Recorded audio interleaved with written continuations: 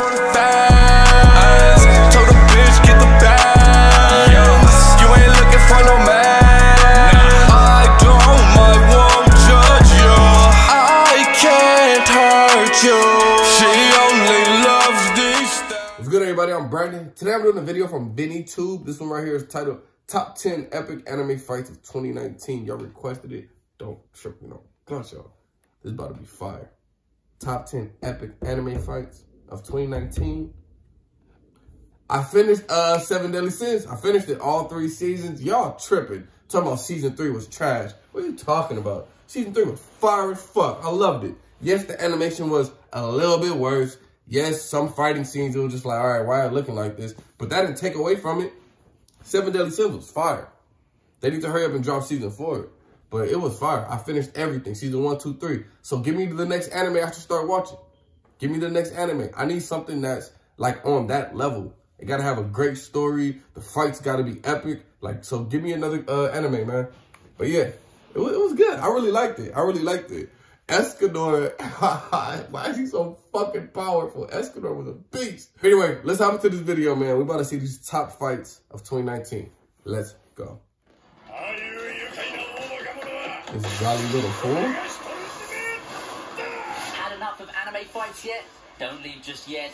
You see, with so many blockbusters headlining the year as it draws to a close, I can't help but release another video focusing on anime fights for you to enjoy. Whether it's good animation, driven storytelling, or flat-out awesome visuals, these fights are sure to quench the fighting spirit that thirsts for battles only anime can deliver. Next time you're taking a look back at what an awesome year 2019's been, these fights will surely resurface in your mind. So without further ado, let's dive into the top anime fights of 2019.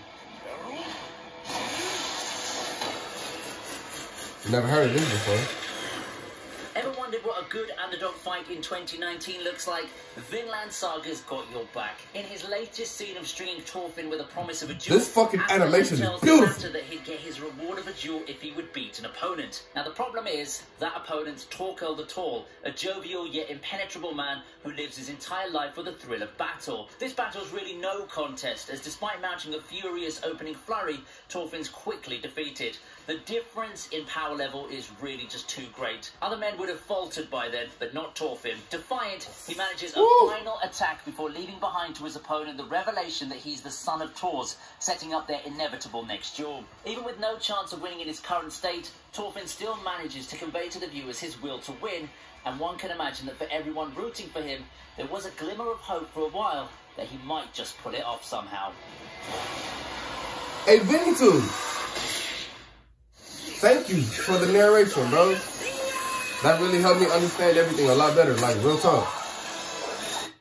Real quick, I promise I'm not gonna stop this too much. But no, for real, thank you for that. Because I remember I reacted to some of your videos a long time ago. You would just show fights, no backstory, no nothing. But now that you're kind of talking a little bit more, it engages me more.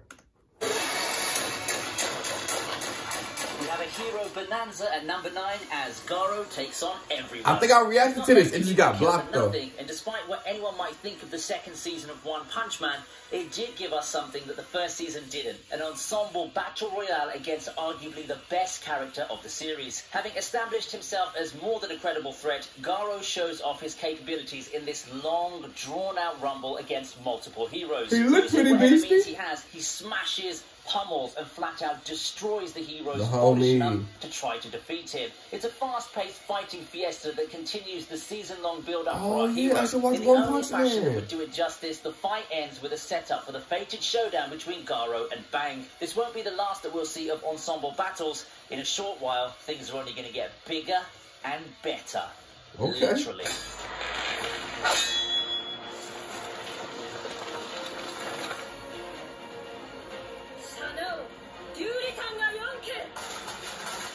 Small people fighting a gigantic monster has never looked this good before. Sorry, Attack on Titan, but we'll make it up to you a little bit later, okay? In my opinion, I'm about to say. The best episode of Fate Grand Order Babylonia is the one featuring the fight against Tiamat, or more correctly, Gorgon. The entire episode pretty much covers a long fight between Gilgamesh's servants, Ushiwakamaru and Leonidas, trying their hardest to hold off the approaching serpent god. Viewers are treated to a vast array of awesome lines of the signature noble phantasm. I don't even know which NP I liked more, but I am sure of one thing.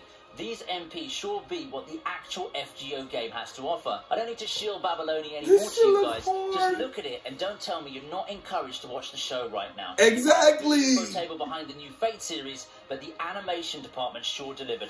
Man. You mean it's not UFO doing Babylonia? At least we know your gacha money is being spent well. Don't worry though, we'll be seeing UFO table on this list again in a short while. Whatever this is, this shit looks. This looks fire.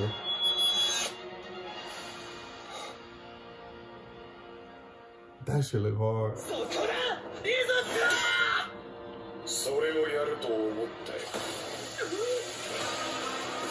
JoJo definitely has no shortage of insane... This JoJo's Bizarre Adventure?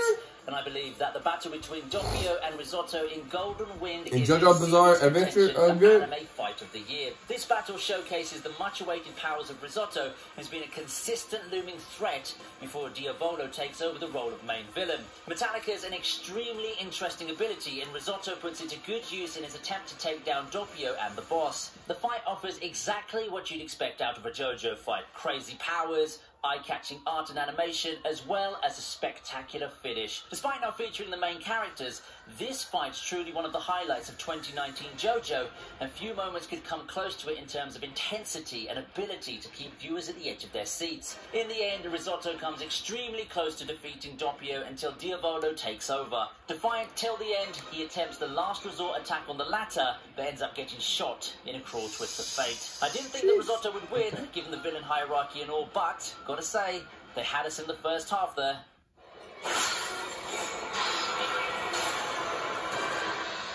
I heard Black Clover was really good. After several years into its run, Black Clover decided to give us a treat with the fight between Licht and the Magic Emperor Julius. For all the criticism that Black Clover had to suffer through its initial seasons, it certainly turned around and given us memorable fight after memorable fight as the story turns to overdrive. In 2019, one of the pivotal moments turns out to be the fight between Licht and the Magic Emperor himself, Julius. It features two top-tier fighters going at it, and through this fight we see more of Julius's character, back and forth spells and techniques, but despite Julius's arsenal of OP magic attacks, he falls against his nemesis. I had a feeling it happened watching the fight, and the trigger really did get pulled. Arguably, Julius could have won easily, but it's his humanity that proves to be the deciding factor. Perhaps things would have turned out differently had it not been Vengeance's body being used. On another note, I think that it's ironic that Julius was betrayed by his close friend and stabbed in the chest. Sounds like a historical figure with the same name, right?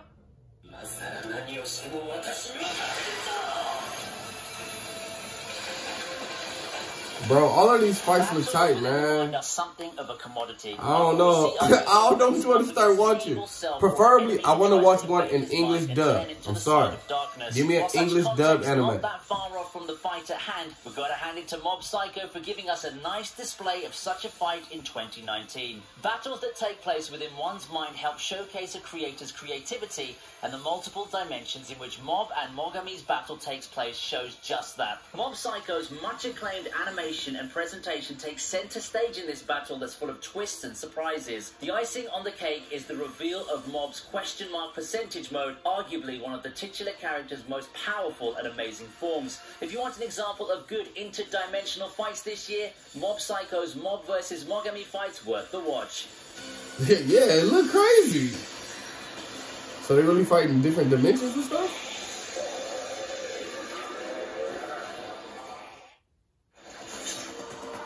Attack on Titan.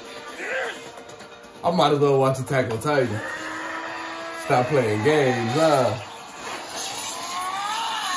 I saw all of season 1. Attack on Titan took the anime world by storm a few years into the decade. It's just right for it to close the decade with a bang, featuring a triple threat of a fight between the Survey Corps and the three most iconic Titans the series has to offer. The fight you've all been waiting for is here, and it's epic. The climactic fight against the three Titans features noble sacrifices, cool entrances, and high-octane action, all that you've come to expect of Attack on Titan. The studio didn't disappoint in having the awesome experience come to life in the form of anime. Alright, I gotta watch it.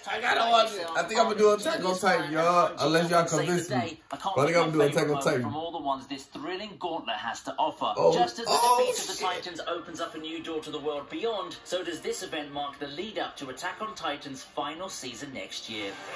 Oh, the final season next year? Fucking Levi is a motherfucking beast.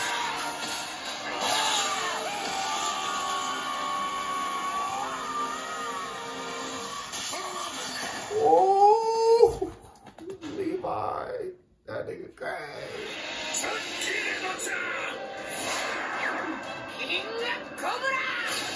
One Piece still form. Talk about a battle showcasing how much of a tank our favourite stretchy boy is. If there's one word to describe the theme of this fight, it's resilience. Luffy versus Katakuri isn't as hyped as other major Luffy fights, such as the one against Doflamingo and Crocodile. However, it's in this fight that Luffy shows off his inner strength. We're used to seeing Luffy face off against opponents above his level, but rarely do we see him take this much of a pummeling at once, only to get back up without a hint of giving up. That's the fundamental Luffy never gives up. Well, I only saw like 2 Just fights. like rubber, Luffy is far better at bouncing back than Katakuri. This is a fight decided by durability and will, and our hero's edge is what allows him to prevail in the end. In his attempt Yeah, to he don't be never perfect, quit. Katakuri He got never that learned the fucking, essence of resilience. he got that Naruto resilience. Naruto never quit. That's one thing I like about Naruto. Numerous experiences like Luffy, He'll never never give up. learn to push onward when the going gets tough.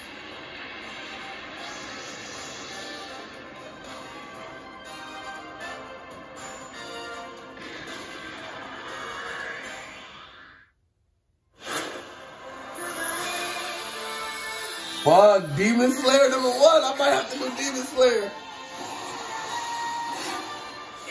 It's pretty poetic, isn't it? Did anyone expect to see the #1 fight of 2019 to come so late in the year? A little past the halfway mark of the year, and Ufotable decides to drop this bombshell of a fight on us. Leading up to this point, Demon Slayers enjoyed quite a bit of popularity, although the hype from the manga had yet to seep its way to the anime adaptation. Count on Ufotable to turn things around, as the Fuck it, I'm gonna have to watch Demon Slayer. Is it on Netflix? Had the Is it entire on world Hulu? talking about this new shonen star. Suddenly, Demon Slayer's on everyone's radar, while the mass acclaim and the series memes completely took over the internet. In addition to the wonderful animation and direction, the fight also had its share of suspenseful moments, and coupled with the hair-raising soundtrack and acting, Ufotable made a winner out of an anime fight that far surpasses what the manga has to offer. That's silly fire. Rarity among adaptations.